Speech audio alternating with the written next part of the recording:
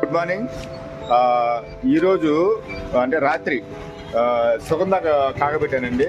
So మన రన్నింగ్కి ఏది మనం తయారీ చేయడం కోసం ఆల్రెడీ సుగంధ కాగబెట్టేశాను. ఇదిగో చూడండి,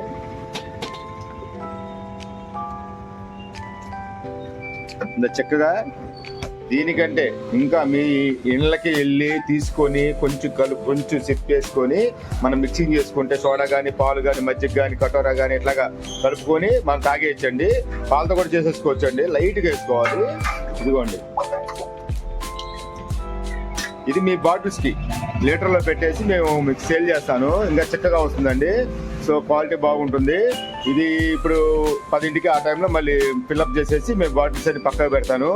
ఇప్పుడు మీకు ఆల్రెడీ మన దగ్గర ఉన్న ఐటమ్స్ ఈరోజు ఆర్సీబీ కదా, ఇంకా చక్కగా చేశాను. అది చూడండి ఒకసారి.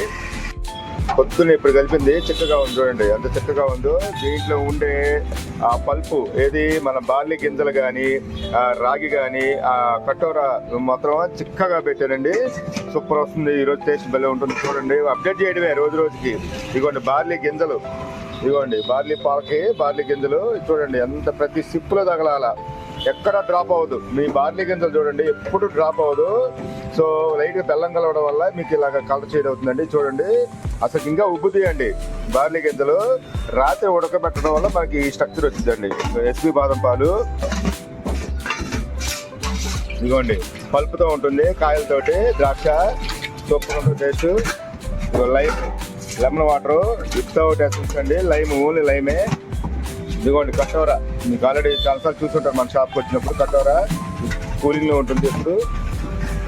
తర్వాత ఇదిగోండి బటర్ మిల్క్, కొత్తిమీర చెప్పా కదా, అన్ని ఇంగ్రీడియంట్స్ కలుస్తాయి.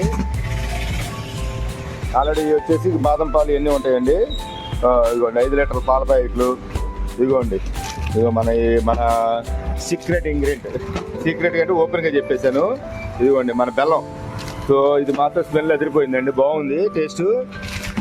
మన ఆర్సీబీకి మన రాగి జావలోకి వాడుతున్నాను.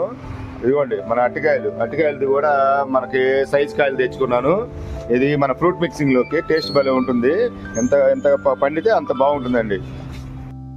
ఐటమ్స్ ఎవరో వచ్చి చేయరండి, నాకు నేనే తయారు చేసుకోవాలి, నేనే ఎక్స్ప్లెయిన్ చేసుకుంటాను, నేనే వీడియో తీసుకుంటాను.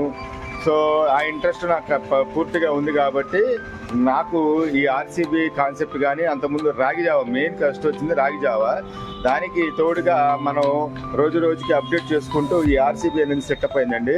సో ఇది ఎమ్మడే ఏదో చిటికేస్తే అయిపోదండి పని. ఎందుకంటే ఒక్కొక్క ఐటమ్ మన కూలింగ్ అవడానికి దాదాపు 4-5 గంటలు టైం పడుతుంది. నేను ఐసే వేయనండి. అసలుకి ఐస్ వేస్తే ఏమిటంటే దాంట్లో ఉన్న చిక్కదనం కానీ అది క్వాలిటీస్ కానీ పోతాయి. సో న్యాచురల్గా మనకు ఉండే ప్రెజర్లో మనకు కాగబెట్టిన దాంట్లో డైరెక్ట్గా పెట్టినప్పుడు దాదాపు 4-5 గంటలు టైం తీసుకుంటుందండి. అయినా పర్లేదు, లేట్ అవుతుంది, బాగా లేట్ అవుతుంది.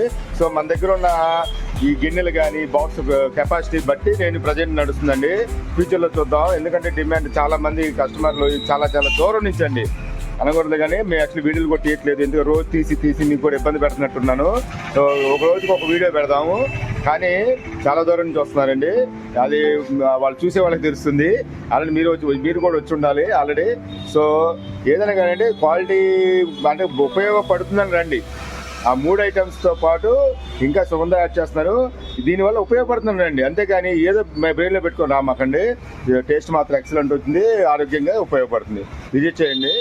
జాలీ కూల్ డ్రింక్స్, డొంక్ రోడ్, జేఆర్సీబీ.